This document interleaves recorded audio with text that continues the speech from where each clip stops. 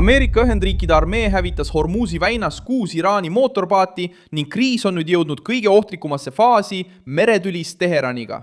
Esmaspäeval 2026 aasta 4. mail toimus see tegevus ajal, mil Keskväe juhatus püüdis avada turvalist marsruuti kaubalaevadele Vabaduse projekti raames. Paadid, mis olid seotud Iraani vägedega, liikusid USA poolt kaitstud laevade suunas, samal ajal kui droonid ja raketid lasti samuti Ameerika operatsiooni pihta. Vastus tuli kiiresti.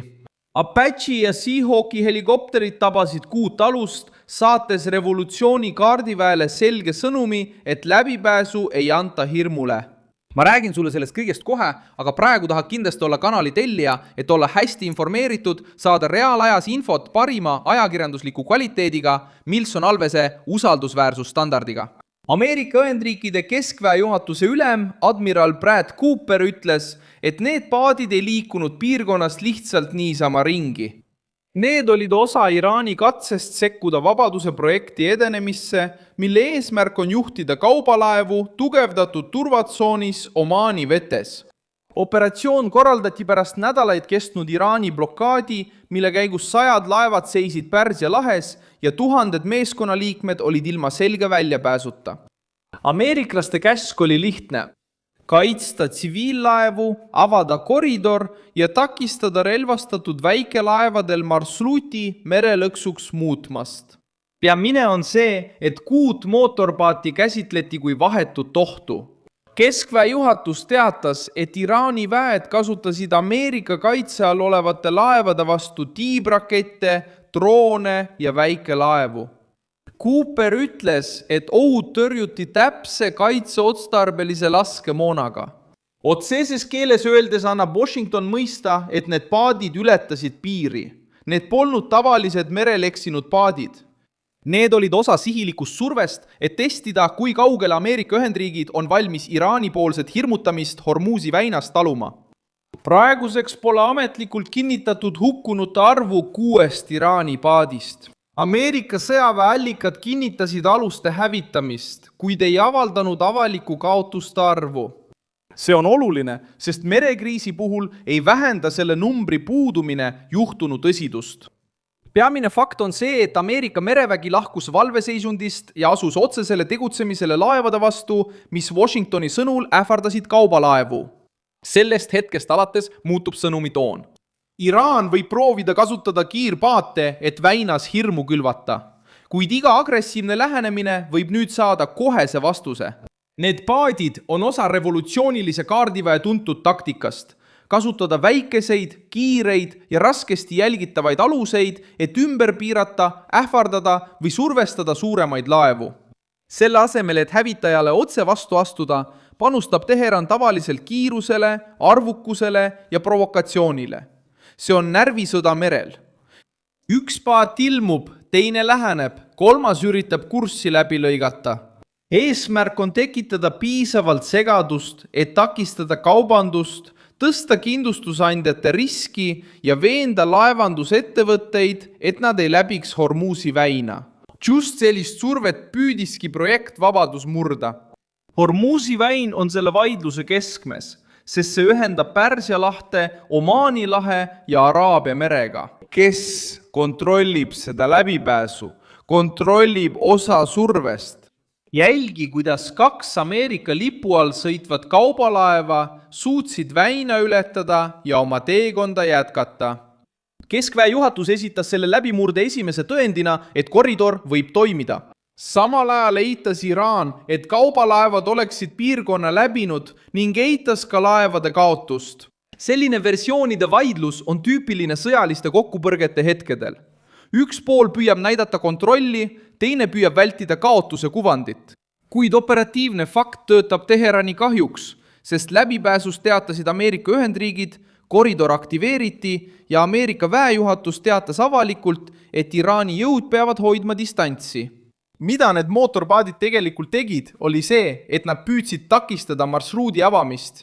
Need tulid mängu siis, kui Washington püüdis liigutada laevu, mida kaitses suurem struktuur. Hävituslaevad, helikopterid, lennukid, droonid, elektrooniline sõjapidamine ja allveevahendid.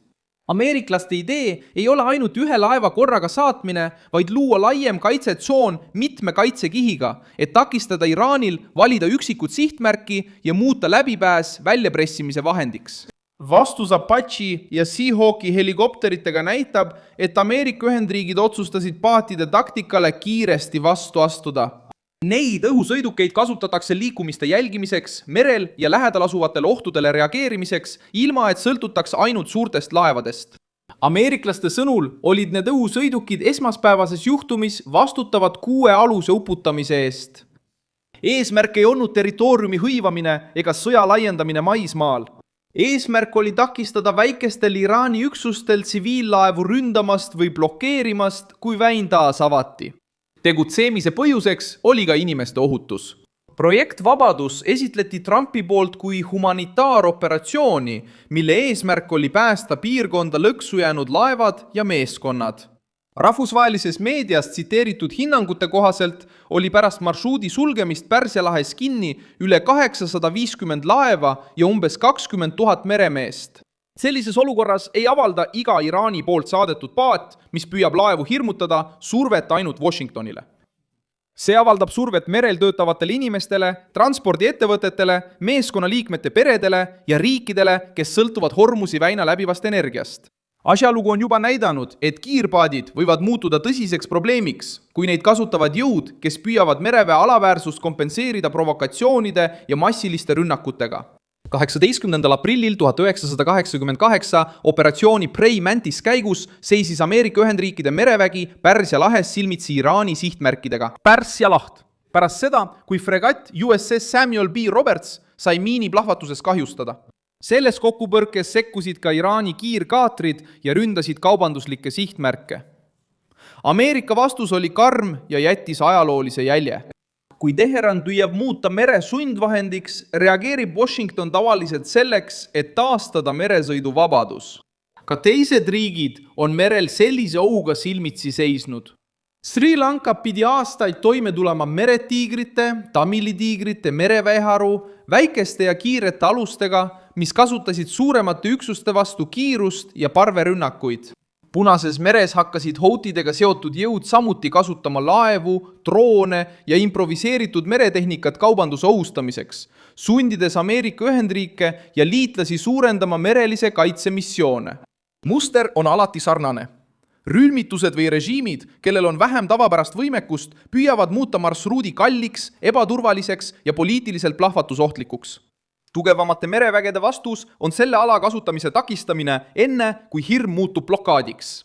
Nüüd saab järgmine samm olema otsustav.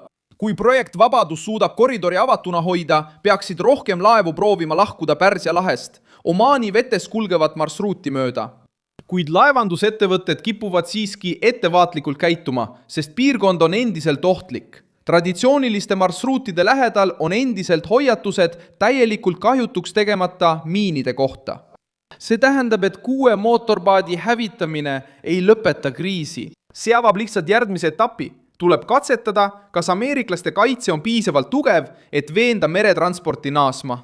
Iraani jaoks on nende 6 aluse kaotus rohkem kui lihtsalt taktikaline tagasilöök. See on märk sellest, et kiirete paatidega hirmutamise strateegia on otsesele takistusele vastu jooksnud. Ameerika Ühendriikide jaoks muutub operatsioon kontrolli näidiseks. 2 kaubalaeva pääsesid läbi, ohud peeti kinni ja vaenulikud alused neutraliseeriti. Revolutsioonilise kaardiväe jaoks muutub dilemma veelgi kitsamaks. Kui nad taanduvad, kaotavad nad Hormuzi üle domineerimise narratiivi. Kui nad jätkavad, riskivad nad sellega, et teised üksused hävitatakse kogu maailma silme all. Ja nüüd ripub kriis raske küsimuse küljes. Kas Iraan lepib sellega, et kaotab hirmu abil kontrolli selle marsruudi üle või panustab uutele ettepanekutele? Endiselt provokatsioonid mereväe vastu, mis on juba näidanud, et ei kavatse taanduda. Mina olen Milson Alves, rahvusvaheliste suhete asjatundja ja minu eesmärk on hoida sind iga päev tõepärase infoga kursis. Uudiste lingid on videokirjelduses. Pane sellele videole like, telli kanal ja vaata lõpus kommentaare, et olla veelgi paremini seotud Milson Alvese kogukonnaga.